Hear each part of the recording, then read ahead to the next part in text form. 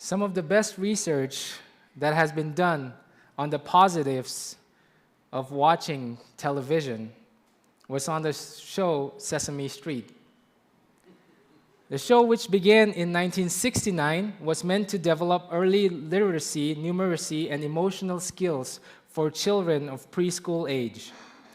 A research was done randomly where they assigned groups of children, about 10,000 of them, from ages 3 to 5, from 1969 to 1971. In this experimental group, parents were encouraged to have their children watch the show at least once a week. Over 6 months, the children gained 5.4 IQ points and showed stronger evidence of learning along several other dimensions. Gains in cognitive performance were especially large for those who viewed the show frequently relative to those who did so rarely or never. What's interesting is that a more recent published research in 15 different countries around the world also showed that Sesame Street had similar effects around the world. They found that children living in countries with better Sesame Street coverage in the 70s, 80s, and 90s were less likely to be held behind a grade level. Unfortunately, we didn't get no Sesame Street in India or VeggieTales. We got like He-Man and Captain Planet. No wonder as kids we always torn between smashing things and saving the environment. We are in our series, Everyday Spirituality, where we have been looking at the stuff of everyday life and asking the question, where is God in all of this? And today we are ending our series with the activity of watching TV. I don't know if you've been paying attention or noticing, but we've actually been going in a chronological order of what a typical day might look like. We started with sleeping and then dreaming, waking up, traveling, working, shopping, making dinner. And this Sunday, when it came to an activity that we indulge in after dinner but before we sleep, we decided to put watching TV because a new survey showed that other than sleeping and working, the third thing that Americans are most likely to engage in than any other activity is watching TV.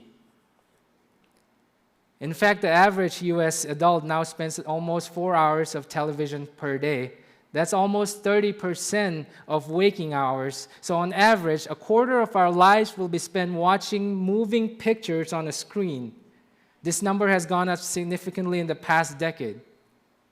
And it begs the question, why? Why do we spend so much time watching TV? There can be a few reasons, but two of the most prominent ones that psychologists talk about are an escape and a better story. An escape and a better story. First, an escape. According to a new research by London Business School, people watch TV, especially at the end of the day, primarily as a means to escape their worries. A lab study was conducted where candidates actually sat in a chair and they had a TV in front of them, and they were tied up to a wire which would vibrate, and there was a button right in front of them. They were watching TV at the same time. And they found out that watching TV absorbs such significant amount of cognitive capacity, about 60% compared to listening to podcasts, that it dramatically slowed reaction times, such as pressing a button in response to a stimulus. In other words, watching TV, not just figuratively, but literally, takes our minds off of other things, meaning it helps us stop thinking about problems we don't want to think about, like our horrible boss at work, unpaid bills, upcoming debts, work projects, broken relationships, marital issues. It's an escape from reality. Second, a better story. A better story. One of the reasons we watch so much TV now is because of the demise of stopping cues. So stopping cues were common in the 20th century. It was ingrained into everything that we did.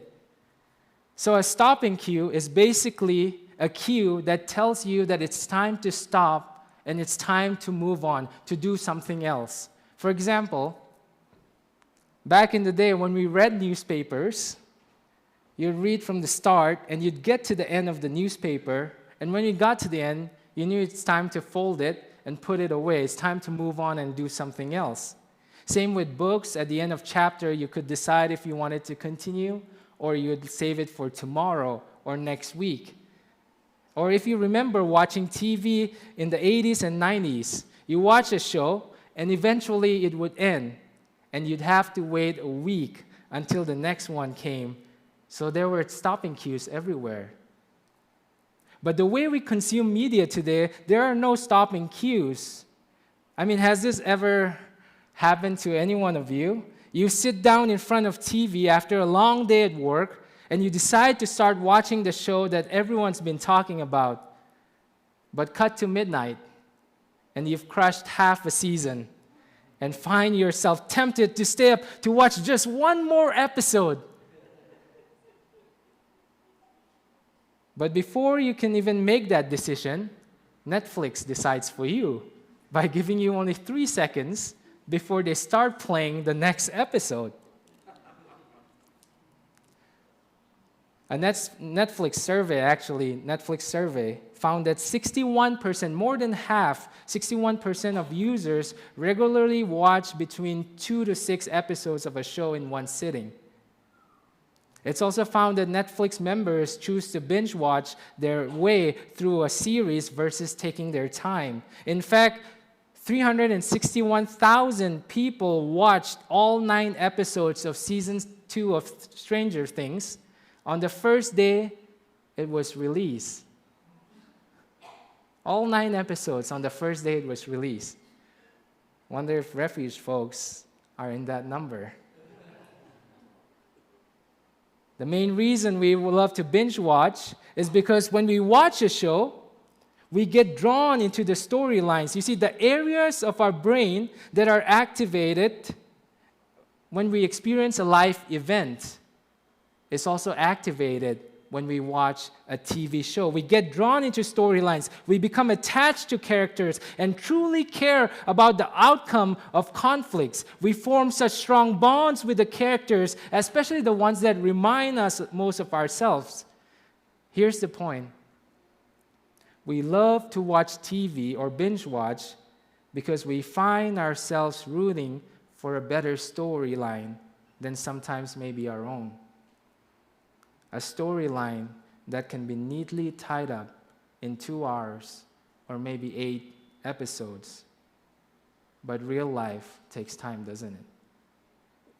Because in real life, tensions or broken relationships are not resolved in a matter of hours. Sometimes it takes a lifetime of healing.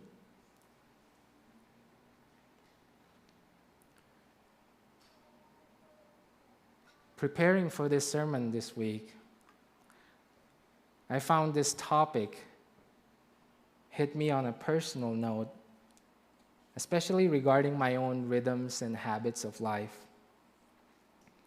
Because if you're anything like me, there's so much I intend to do as a follower of Christ that I often don't follow through. I intend to celebrate others and forgive quickly. I intend to be a good listener. I intend to find time to pursue relationships, not all relationships, but especially close relationships, especially family, not just here in Albuquerque, but especially back in India. However, when I come home after a long day, I find myself tired and quickly searching for a distraction.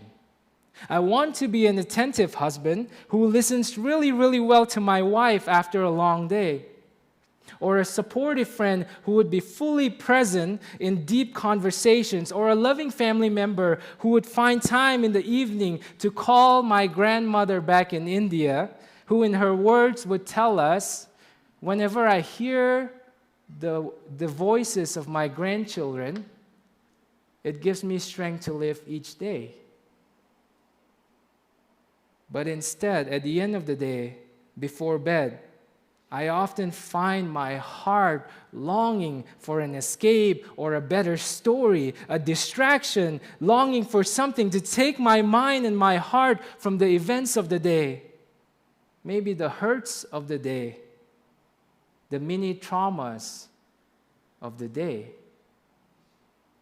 Can you relate? Instead of brewing some peppermint tea, slowing down and asking Katie how her day went, or FaceTiming my grandmother and watching her face light up with joy just seeing me, I find that after a long day, it is far easier to have my eyes fixed on a screen, on a different story. And please hear me right. I'm not speaking against watching TV for entertainment's sake, but rather I'm making a distinction between entertainment for the sake of rest and entertainment as a means of distraction and escape from rest. Because in those moments before sleep, my heart is crying for rest. True rest. True rest from the constant attempt to try and find my identity in my doing instead of my being, even though I consciously know it's a trap with no happy ending. I need true rest from the crippling thought that my every accomplishment, every good work, every sermon I preach or video I make has to be followed by an even better one next time, a desire to build my life around performance. Can you relate? Maybe sometimes I turn on the TV at night to resume the symphony of noise that's been playing around me throughout the day because I'm afraid that the silence might reveal the deep wounds of my heart. Maybe, just maybe, sometimes I turn on the TV at night because the stories I watch on TV keeps me distracted from trusting that the story God is weaving in my own life is actually good. Especially in seasons of doubt, especially in seasons of pain or loss, in seasons of grief, or in seasons of loneliness. Is there some part of you that can relate to this? If you cannot, then would you consider discipling me? Because yes, we are talking about watching TV today, but I want to address the underlying issue here, and it's this. Most of us are exhausted. Most of us are exhausted and in desperate need for true rest. And if Jesus is the great healer, the great physician, the healer of our deepest wounds, then what does he say for those like me in need of true rest? He says, "Come to me, all you who are weary and are carrying heavy burdens, and I will give you rest. Take my yoke upon you and learn from me, for I am gentle and humble in heart, and you will find rest for your souls. For my yoke is easy and my burden is light." So what does rest look like according to Jesus? First, rest is not an escape, but trust. When Jesus was saying these words, he was in front of a great crowd. His ministry was bursting. He was healing people left and right from blindness, from lameness, raising people from the dead. But then I'd like to think that there was a moment when he looked out in the crowd and he saw the underlying condition of every man, woman, old, and young. He saw people who were weary. He saw his people were exhausted because they were oppressed by the leaders of the day, crushed under tyranny and hard labor. He saw people trying to live up to the religious leaders of the day who added even more laws to the Mosaic laws, telling them that the only way to relationship with God is to fulfill all of those laws to perfection. They were exhausted and weary. And I wonder if today Jesus looks at us and he sees a people who have been taught to believe that our purpose is found on our performance and our doing. We are taught to believe that we are all busy building our own houses. Our hands are full, and there's just so much work to be done. And until our task is done, and until our house is rebuilt, and our families look perfect, and our retirement plans are secure, the only thing that matters is to strain every nerve and to break every sweat. Jesus sees you, and Jesus sees me. And he says, "Come to me, you who are weary and are carry unnecessary burden, and I will give you rest. Take my yoke upon you, for my yoke is so easy and my burden is light."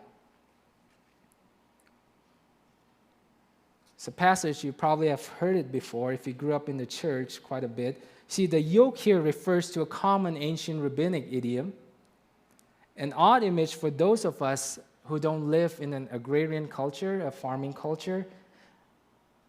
But I want you to notice that there's powerful imagery at play here. Look at this image here. It's two oxen yoked together, very common in India, sometimes in the middle of the road. But they do this either to pull a cart or to plow a field. And the yoke is what's connects them to each other. It binds them together to each other, where they shoulder the load together and try to go at the same pace.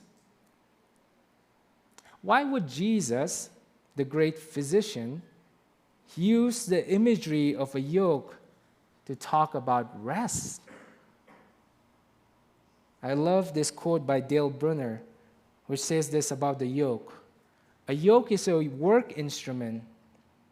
It's a work instrument. Thus, when Jesus offers a yoke, he offers what we might think tired workers need least. You see, they need a mattress or a vacation, not a yoke. But Jesus realizes that the most restful gift he can give to the tired is a new way to carry life. A fresh way to bear responsibilities. Realism sees that life is a succession of burdens we cannot get away from. So instead of offering an escape, Jesus offers equipment. In inviting us to take up his yoke, Jesus is not offering us an escape, but rather Jesus is offering a promise. A promise that as we walk through life, you can rest assured, if you let him, that he will be bounded to you and you to him. That he will shoulder your load with you, going at the same speed to slow you down when you're in such a hurry. To be in sync with him in his pace. To breathe life and oxygen into your lungs when you are weary. In inviting us to take up his yoke, Jesus is not offering an escape, but rather a promise to be co-laborers, to be co-creators. Do you trust him?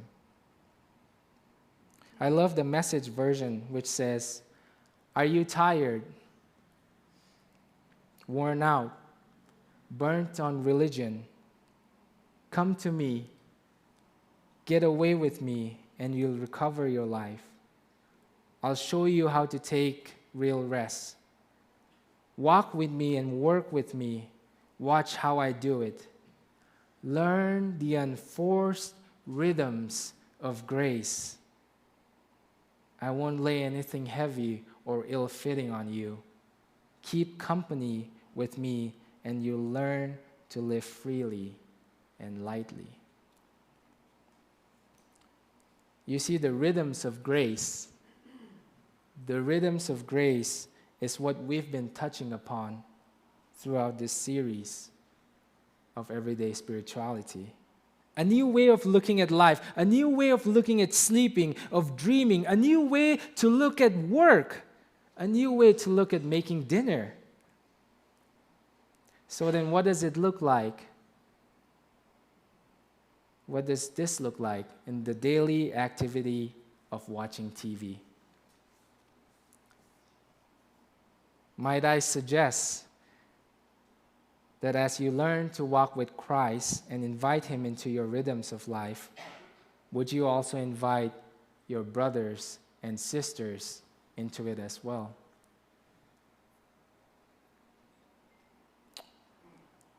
One of the bonding experiences that Katie and I had when we were dating was watching Breaking Bad alongside with David and Sadie. We had a tradition. This would be once a week, one episode once a week. We had a tradition. No wonder it took us so long. Almost took us like 2 years. But we had this tradition where we would cook Trader Joe's orange chicken and some rice. And so in a bowl, we'd put the rice and then the orange chicken and splash some sriracha on top of it. And then we'll set up this projector, because David and Sadie, they don't have no TV, so this sermon's actually not for them at all. They don't own a TV. So we'd set up this projector, and this projector, huge projector screen, so it'd take work to watch one episode, which is good. So we'd set this up, and then we'd enjoy watching Breaking Bad together.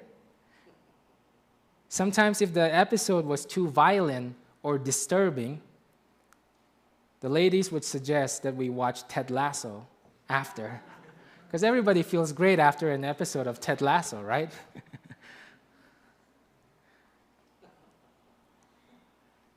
But you see, in that season, we shared the experience of watching a masterpiece, not privately, but as a community, tensing up together when characters were in dire situations, rejoicing at their victories and mourning together at the death of beloved characters.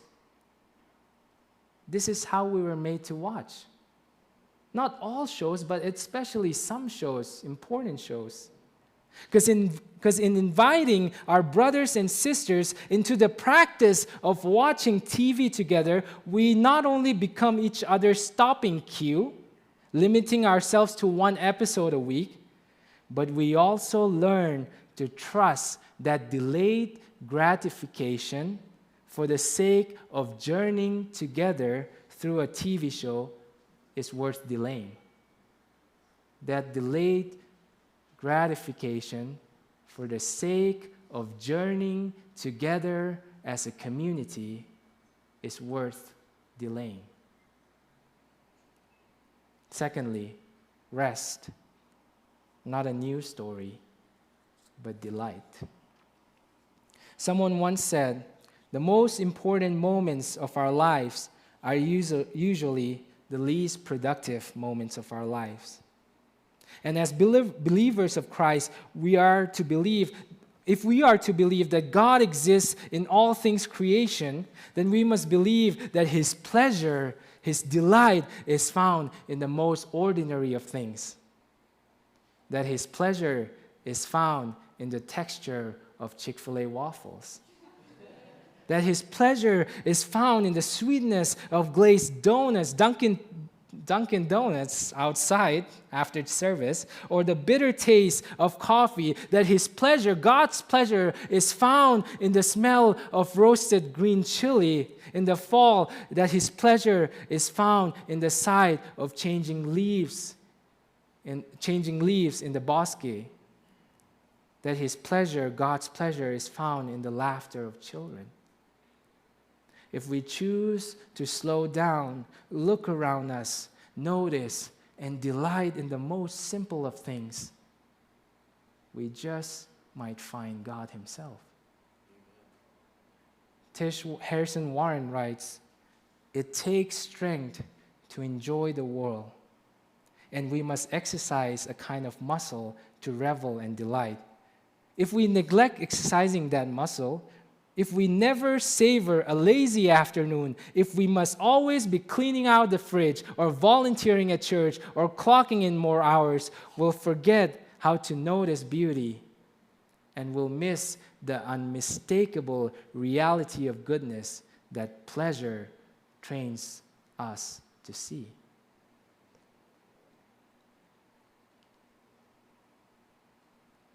Being in ministry, especially in a third culture, I found myself directing or pointing others to the experience, the goodness of God, while at some seasons being deprived of it due to busyness or exhaustion. A month ago, I didn't notice, but I was really exhausted. Not really physically. I wasn't exhausted at all physically. I was definitely exhausted spiritually, emotionally, and mentally. And going home to India this last month, I found rest for my soul. I didn't know how much I needed it until I was there. There was a moment when we got home, after 30 hours of traveling, jet lag, 12 hours difference, sleep deprived, we finally got home, a familiar place, my home. And that night we sat down to eat dinner right away. As soon as we got home, it's like you have to eat, that's what grandmas do. You have to eat. So we got together, the whole family, and we sat around the table with grandma's cooking laid in front of us. Very simple. It's called met bok, which is pretty much rice porridge, and we eat that with rice. So rice with rice, a lot of rice. It's like rice soup with on top of rice. Sprinkle some grain rice. So met bok and French fries, that's what I grew up with. No wonder I'm like malnourished. Not enough protein. But met bok, rice porridge, and French fries laid in front of us. Very familiar food, very familiar place with familiar people. And we held hands together, and my dad prayed for the dinner. And as he was praying, I actually did something I was always told not to do growing up. I opened my eyes, and I looked around at every single person sitting around that table with Katie next to me. All the people I love most in this world. And in that moment, I was just overwhelmed with God's faithfulness in my life. Because you see, I came to the U.S. as a 17-year-old teenager.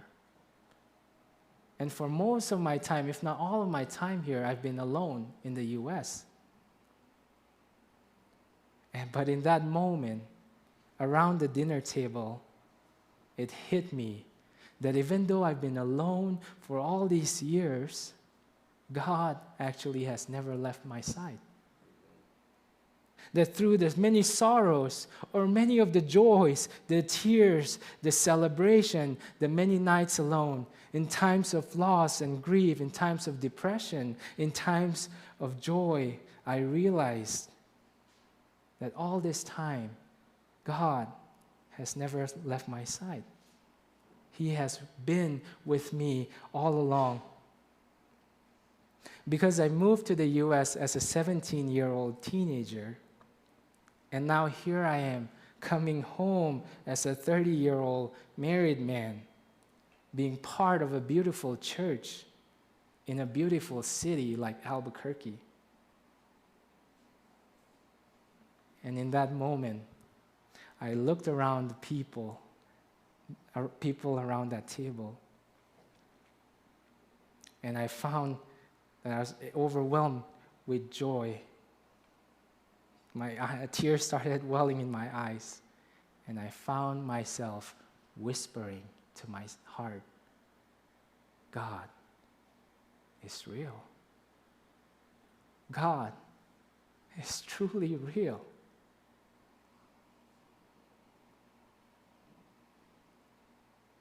Church, I found God once again in the ordinary, most familiar, mundane routine of having a meal with those I love most. In the most familiar of places, I met God once again. I learned to delight in God once again. And so I want to ask you, what moments have you found God or met God in the last month? And how many of those was a result of your planning, your scheming, your preparation, your premeditated worship? And how many of those were just holy moments that you cannot do nothing more than just receive, just observe, just notice, just delight? Because those moments are a glimpse of what life will be like with God someday. Because God promises us that a day will come when all will be put right on the wall, when justice and mercy will blanket the earth. One day He will illuminate the deepest crevices of our hearts and tend to our every wound so that there's no longer need for any more distraction, any more screens, but to just gaze upon God Himself in wonder and awe. And He will be with us forever, not to employ us on a mission, but to enjoy our company, and for us to enjoy His company. In the words of Ronald Rolheiser, he says, heaven will not be a celebration of martyrdom, or a post-victory party where we eternally congratulate each other on how well we fought the good fight and how much we were willing to sacrifice. Yes, the fight was necessary to get there, but the fight is over, and it was never meant to be the end. We were born for something else, eternal rest, taking delight in God and each other. To close, I just want to acknowledge something here. That as we've been talking about watching TV and also rest for the past 30 minutes, I want to acknowledge that watching TV might actually be a luxury that some can't afford. I want to acknowledge the tension here. That for some, maybe there's no time for TV when you're juggling multiple jobs, concerned about paying the next bill, or trying your best to keep your family from falling apart. For the single parent or the parent of young kids or the on-call medical resident, for some, rest might feel like a privilege not shared. And you ask the question, how can I learn to delight in watching TV when I don't even have time to just sit and rest? If that's you, then I just want to say this. I hope that through our series of everyday spirituality, as we close this series today, if there's just one thing you can take from this series, it's this: God delights in you. God delights in you so much. How do we know that? We know that because even in moments we wish to escape our own story, even in moments we wish to escape our own story, God enters into it, hoping that we may stumble upon him in the most ordinary of moments. Because in sleeping, God reminds us of our finitude. In dreaming, we find ourselves most awake to God when we're asleep to the world. In waking up, we're reminded that God's mercy, truly His creation, is new each day. In getting ready, we look at ourselves in the mirror the way God sees us, in hope and love. In commuting, in traveling, we know that no matter what happens on the road, God has made it sure that we will always get to where we're going, which is ultimately to Himself. In working, we remind ourselves that influence and significance was never a burden that our work was supposed to bear, because the most significant work has been done on the cross. In shopping, we are reminded to slow down enough to allow the Holy Spirit to use shopping to reveal to us our own hearts. In preparing dinner and smelling the aroma, we find that food is a reminder of God's delectable care and nurture of the world. In walking our dogs and interacting with our neighbors, we are reminded that God Himself became flesh and blood and moved into our neighborhood. Church, don't you see? The good news is that even in moments we wish to escape our own story, God has entered into it.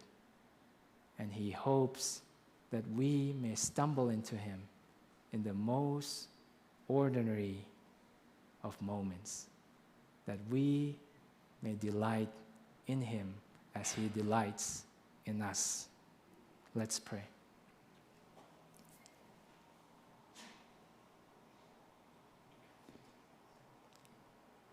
God, You are in all creation, every nook and corner, everywhere we look, every sound we hear, every smell, good smell we take in. You are present there. Your pleasure, Your delight is there. Will You open our eyes, our ears, our mouths, our noses, to see You, to hear You, to smell You, to taste You in all of creation, especially in the most mundane, ordinary moments of our lives. For those of us who are weary, who are in need of deep rest, true rest, Lord, we acknowledge that only You can provide us that. Will You take our burdens? Will You be gentle with us, that we may learn to delight in You, to delight in life itself? Thank You that You have entered into each of our stories, and You long to meet us there every single day. In Your name we pray. Amen.